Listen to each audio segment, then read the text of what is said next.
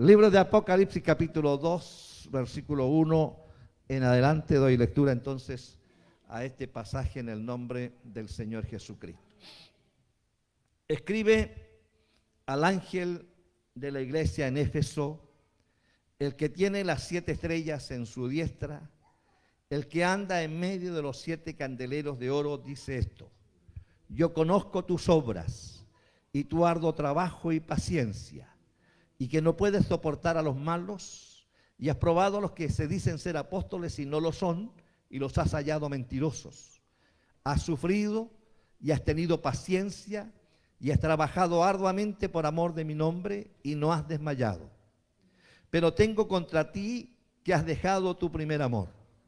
Recuerda, por tanto, de dónde has caído, y arrepiéntete, y haz las primeras obras, pues si no, vendré pronto a ti, y quitaré tu candelero de su lugar, si no te hubieres arrepentido. Pero tienes esto, que aborreces las obras de los nicolaitas, las cuales yo también aborrezco. El que tiene oído, oiga lo que el Espíritu dice a las iglesias. Al que venciere, le daré a comer del árbol de la vida, el cual está en medio del paraíso de Dios. Esa es la palabra de Dios para nosotros en esta tarde. Encontramos aquí el término apocalipsis. Es un término griego, está españolizado en nuestro cotidiano hablar, pero es un término griego que significa literalmente descorrer el velo. Eso es lo que significa el término apocalipsis, descorrer el velo. Esto nos indica que en este libro lo que se está haciendo es revelando cosas que estaban ocultas, se descorre el velo, y que están siendo escritas para revelarlas a los siervos de Dios. Fíjese usted que cuando usted lee el libro de Apocalipsis, va a encontrarse con esta sorpresa, que esta revelación no es para todos, es para los siervos de Dios. Hay varias frases que yo encuentro a veces en la Biblia medias camufladas allí entre los versos, que me indican a mí de pronto ciertas sorpresas. Pero el libro de Apocalipsis está escrito para revelar las cosas que están ocultas a los siervos de Dios. Y comienza esta revelación con este mensaje a las 7 iglesias. El término 7 se menciona en el Apocalipsis 54 veces. Y en la parte, para el cristianismo, el número 7 es sinónimo de perfección, de completo, un mensaje completo. Habiendo muchas otras iglesias también creciendo y muy fuertes en el tiempo apostólico, sin embargo, de todas las iglesias se eligen 7 para 7 diferentes mensajes. No es que no existieran otras, es que se escogen 7 para darnos tal vez a entender que aquí hay un mensaje que es completo. 7 iglesias que son reales, que existieron, pero que el mensaje a ellas puede ser aplicado a todas las iglesias de todas las generaciones. Hoy día vamos a hablar sobre el mensaje a la iglesia que está en Éfeso. Éfeso fue nombrada bajo el gobierno del emperador Augusto César, fue nombrada capital de la provincia de Asia. La provincia de Asia está más o menos al noreste de lo que es Turquía hoy día. Eso era la provincia de Asia en los tiempos apostólicos. Y Éfeso fue nombrada capital de la provincia de Asia. Antes era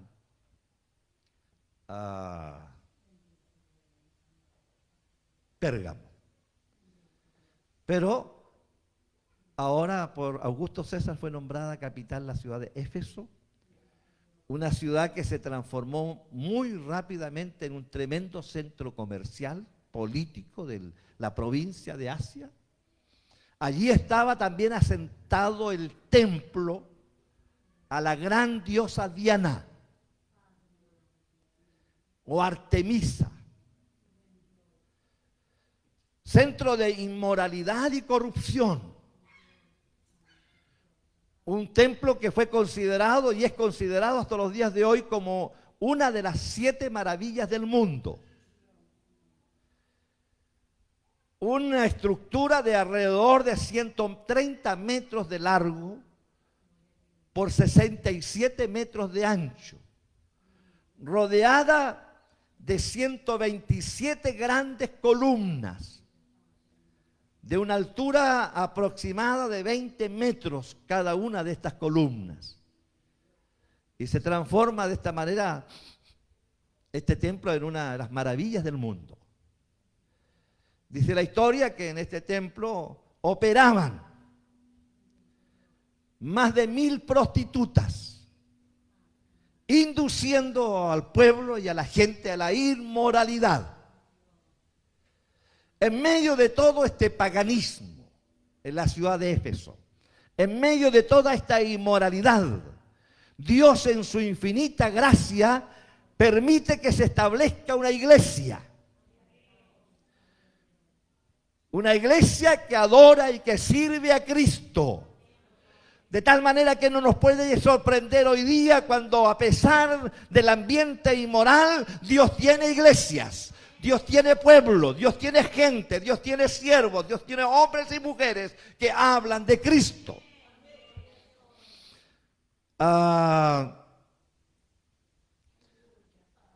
Los fundadores de la iglesia de Éfeso parecieran ser, junto con el apóstol Pablo, Aquilas y Priscila.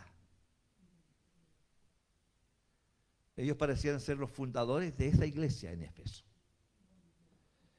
La iglesia de Éfeso también se transformó después de algunos años en, ¿cómo lo digo? Se transforma en el hogar de Juan, el apóstol. Antes de ser deportado a la isla de Pasmo, llega Juan a establecerse allí como pastor de la iglesia de Éfeso. Después de ser llevado a la isla de Pasmo, en donde recibe esta revelación Juan, y después de regresar, cuando fue puesto en libertad, Juan volvió a Éfeso y murió allí, en esa ciudad. Cuando se escribe esta carta, cuando se envía este mensaje a la iglesia de Éfeso, ¿y por qué están tan calladitos ustedes? Dios les bendiga. Dios nos ama, amén. Como dijo un amigo mío, sonríe que Dios te ama. Dios nos bendiga. Gloria al Señor. Yo quiero entrar en el contexto. Esta fue una iglesia tremendamente fuerte, querida, estimada por el apóstol Pablo. Tenemos una carta que fue una carta finalmente universal, pero que quedó guardada en la iglesia de Éfeso y nosotros la conocemos hoy día como la carta a los Efesios. Pero el libro de Apocalipsis y este mensaje se escribe en un contexto de 30 años después. Lo que quiero decir aquí es que este mensaje no está siendo entregado a la iglesia, a la primera iglesia de Éfeso. No está siendo entregado a la base de la iglesia de Éfeso, iglesia de la cual tenemos tan excelente testimonio. Estamos aquí, en el contexto es que este mensaje está siendo entregado a lo que ya sería una segunda generación de la iglesia de Éfeso. Y entonces tenemos aquí nosotros este mensaje entregado a gente, a un remanente, a un renuevo de la iglesia de Éfeso. Los mensajes a las 7 iglesias de Éfeso tienen a lo menos 4 cosas que son comunes. Tiene una identificación primero. En cada mensaje de la iglesia, Cristo comienza identificándose con la iglesia. Lo segundo que encontramos en cada uno de los mensajes a estas 7 iglesias es que hay un reconocimiento de parte de Cristo a la labor de la iglesia. Lo tercero que encontramos es que hay también una reprensión a los defectos de la iglesia, excepto la iglesia de Esmirna y Filadelfia, que no tienen reprensión. Y finalmente, en el contenido de este mensaje a las 7 iglesias nos encontramos y nos vamos a encontrar siempre con una promesa que Dios entrega a la iglesia. Así es que vamos primero por el punto número 1, la identificación de Cristo con la iglesia, en este caso la iglesia de Éfeso. Comienza diciendo, escribe al ángel de la iglesia. El ángel de la iglesia es el que dirige la iglesia. En el caso nuestro es el pastor de la iglesia, el que lidera la iglesia. Ese es el ángel de la iglesia. Por lo tanto, aquí el escritor le dice, el autor escribe acá, escribe al ángel de la iglesia, es el mensaje. Escribe al ángel de la iglesia, al que es responsable de la iglesia. Que Dios bendiga a los pastores que me escuchan a través de las redes sociales. La tremenda responsabilidad que tenemos quienes lideramos una iglesia, quienes somos llamados al ministerio pastoral para guiar una iglesia. Porque finalmente cuando uno lee estos mensajes, las 7 iglesias, descubre que el mensaje está siendo entregado al que dirige la iglesia. Para que el que dirige la iglesia transmita este mensaje a la iglesia. Así es que comienza el mensaje diciendo, escribe al ángel de la iglesia, capítulo 2, versículo 1. Hermano, escribe al ángel de la iglesia. El que tiene las 7 estrellas en su diestra. Las 7 estrellas son los pastores, los que lideran. Esas son las estrellas. Así es que el Señor le dice al ángel de la iglesia y se identifica, yo soy el que tiene a los pastores en su diestra. Están conmigo, yo estoy con ellos. Que el Señor nos bendiga. Están a mi diestra. El que tiene las 7 estrellas en su diestra. El que anda en medio de los 7 candeleros de oro. Los candeleros de oro son las iglesias.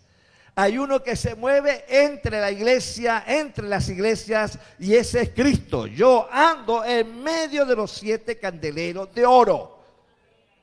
Y los candeleros aquí representan las congregaciones, las iglesias.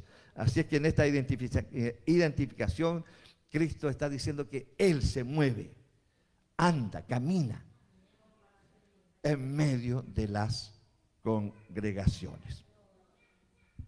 Así se identifica entonces Cristo con la iglesia.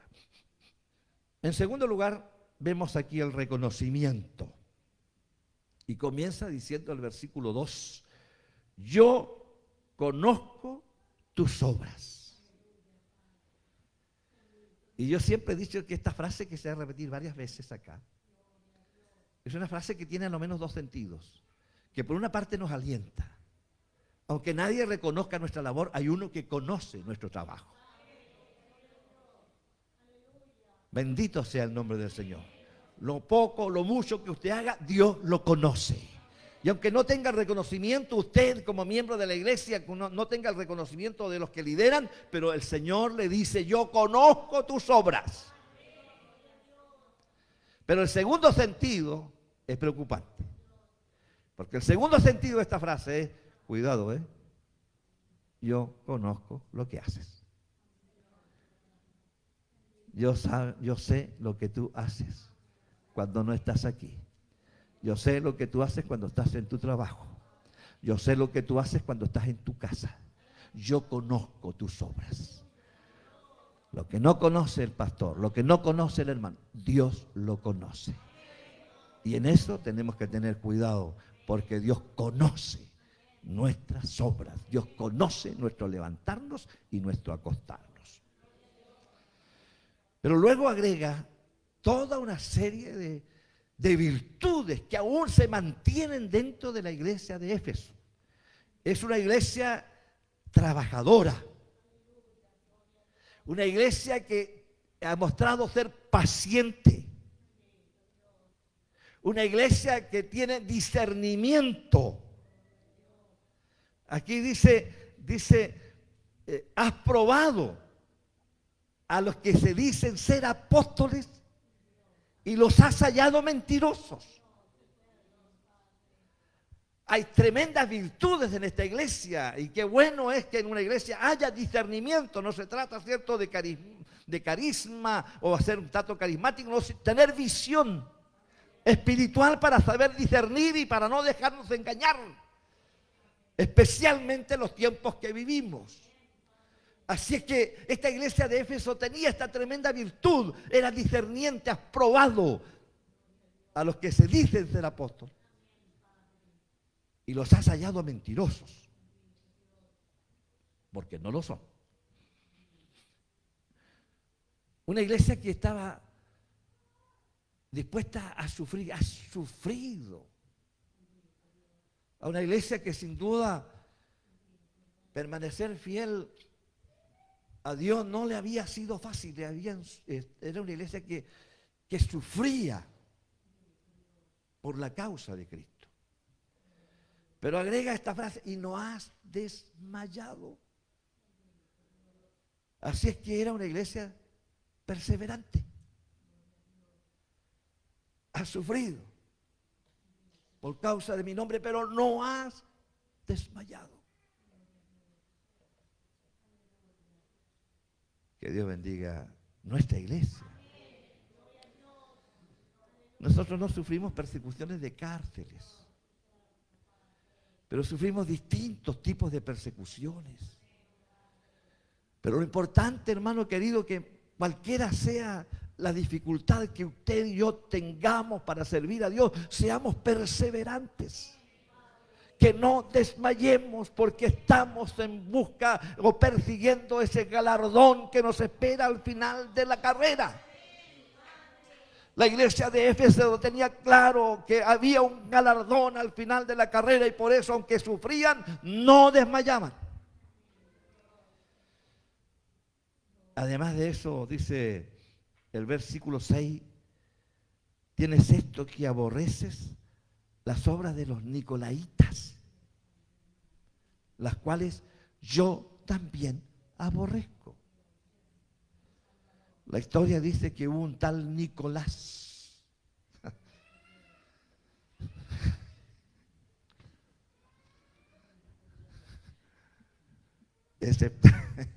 Exceptuando los Nicolás de hoy día.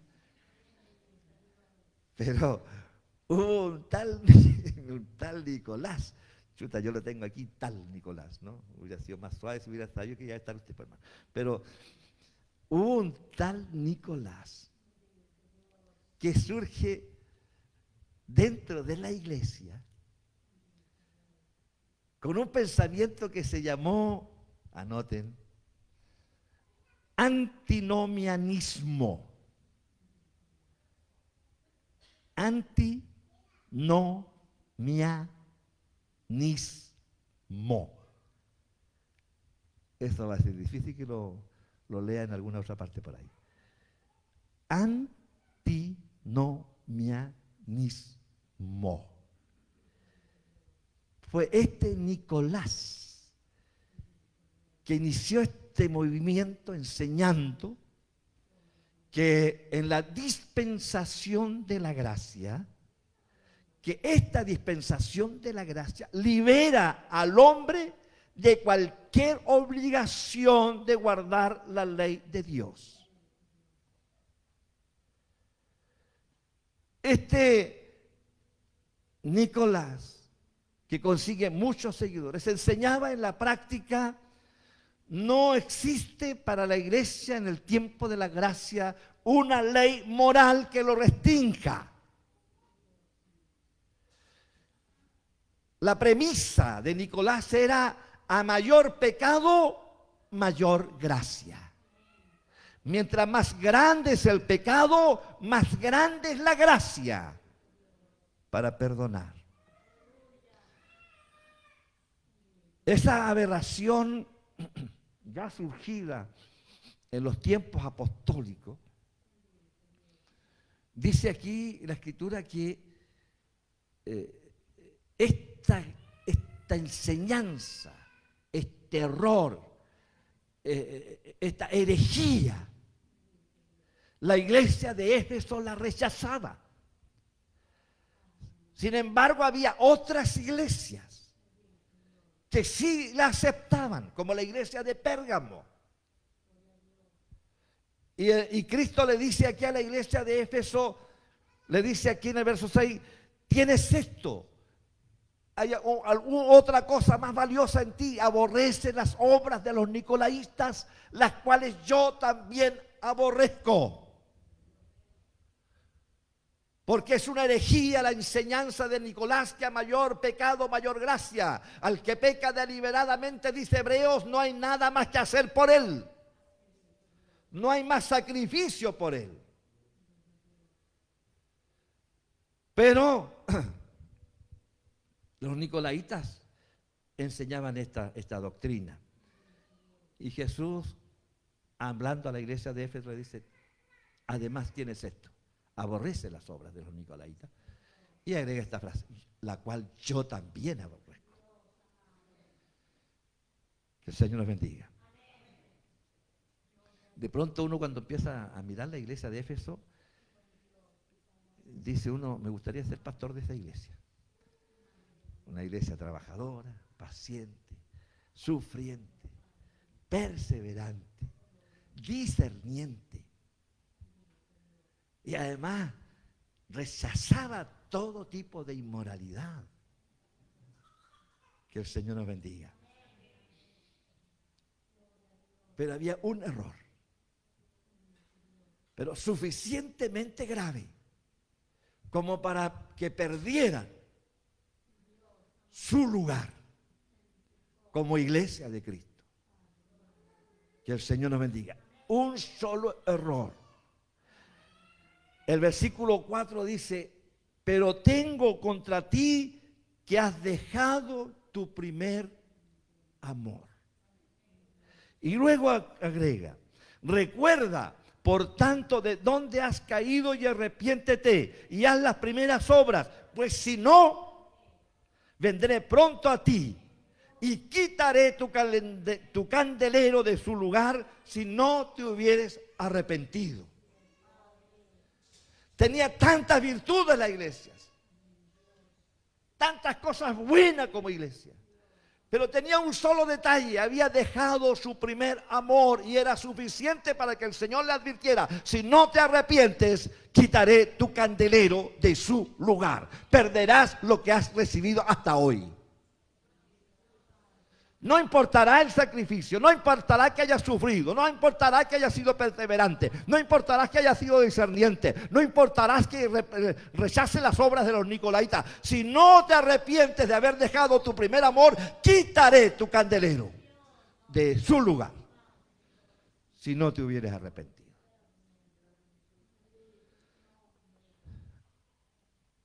Note usted que aquí no dice has olvidado. Cuando uno olvida algo, no sabe dónde buscarlo. Y cuando uno olvida algo, es un acto involuntario. No lo tengo, no porque no quiera tenerlo, sino porque me olvidé. Por lo tanto, muchas veces yo he escuchado predicaciones de este pasaje en el que los predicadores dicen, has olvidado. Aquí no está hablando de olvidar, porque olvidar es un acto involuntario. No tengo control sobre eso. Aquí el término, has dejado tu primer amor. Y esto implica, hermanos, a lo menos dos cosas. Una, es un acto voluntario. Lo dejé. Yo tomé la decisión de dejarlo en determinado lugar. Yo tomé mi primer amor y lo dejé de lado. Acto voluntario. Y el Señor está reprendiendo esa actitud de la iglesia. Has dejado, voluntariamente te has olvidado de te has dejado tu primer amor. Está hablando de dedicación, de entrega, de pasión para servirle, de ánimo, de voluntad, de esfuerzo, de sacrificio. Porque ese primer amor indica todo eso: pasión, devoción, entrega. Tal vez es una analogía, del noviazgo entre un varón y una dama. En ese primer amor no importa la lluvia.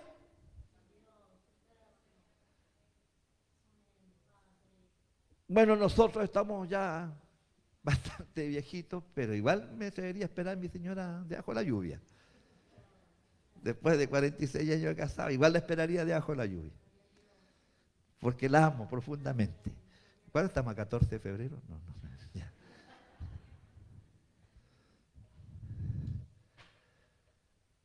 Pero así es el primer amor.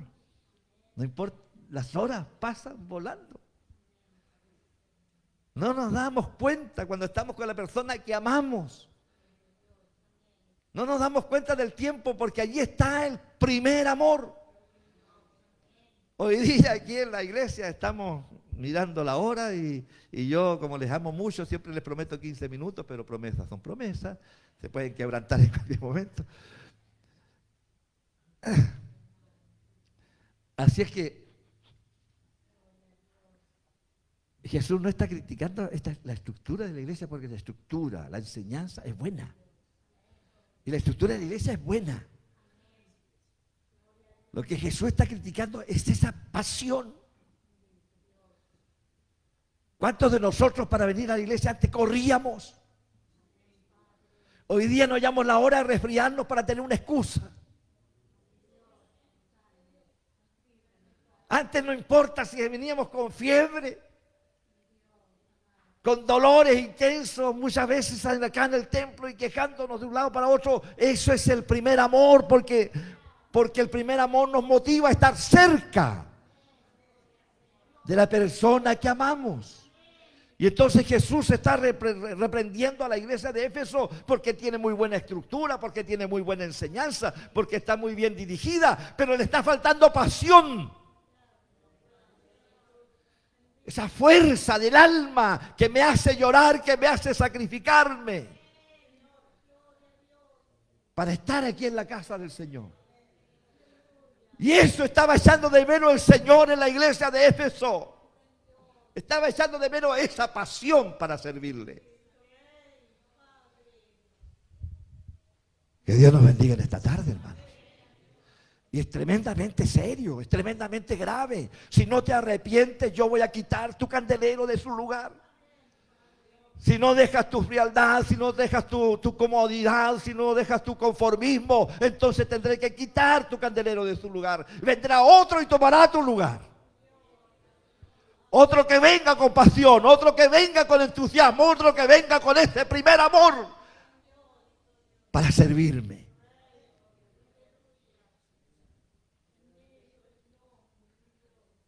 Que el Señor nos bendiga. Por lo tanto, dice el Señor aquí,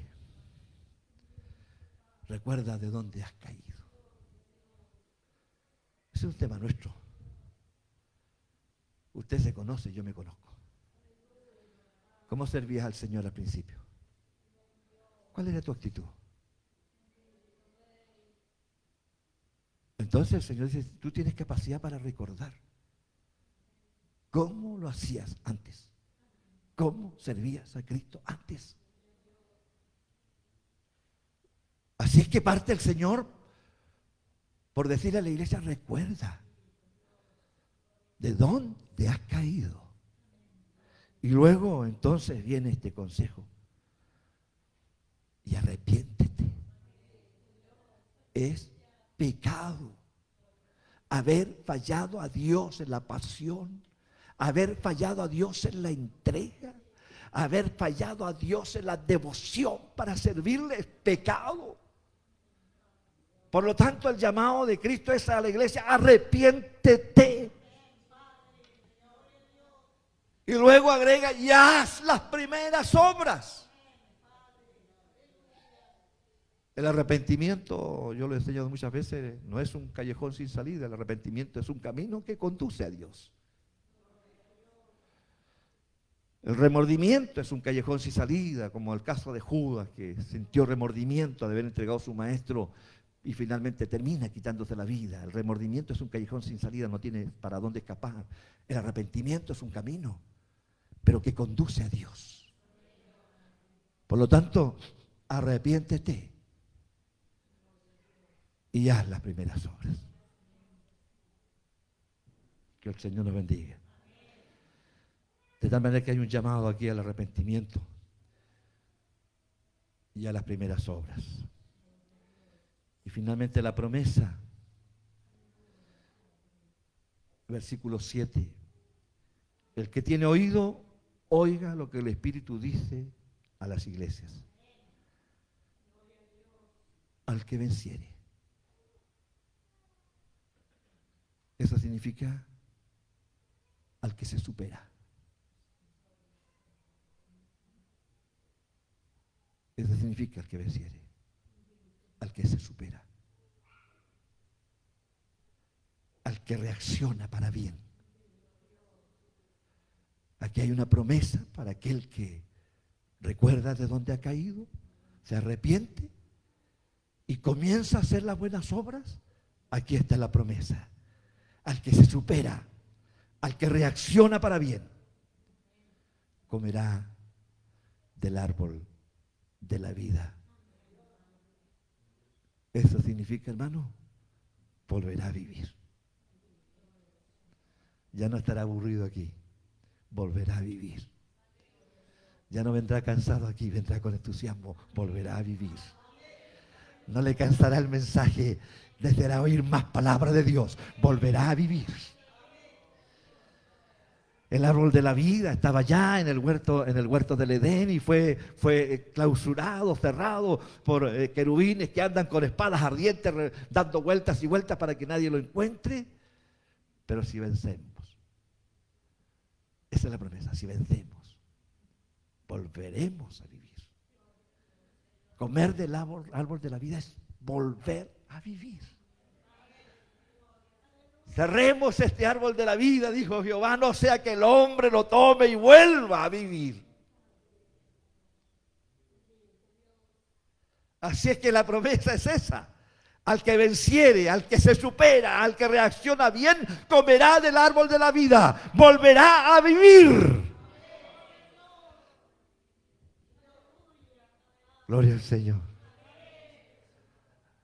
Nuestra relación presente con Cristo y la iglesia cambiará. Volveremos a vivir, volveremos a correr por estar aquí. Estaremos dispuestos a la lluvia, al viento, a los terremotos, a los dolores y a las enfermedades, por estar junto a nuestro amado Señor y Salvador Jesucristo. Y si somos fieles hasta el final, comeremos del árbol de la vida que está allá arriba, en ese cielo nuevo y tierra nueva, preparada para los que sirven al Señor hasta el final. Que Dios les bendiga en esta tarde. El llamado para todos y cada uno de nosotros como iglesia es volver a tomar el primer amor. Cada uno sabe dónde lo dejó. Tómelo de nuevo. Comenzaremos a vivir de nuevo. Que Dios les bendiga.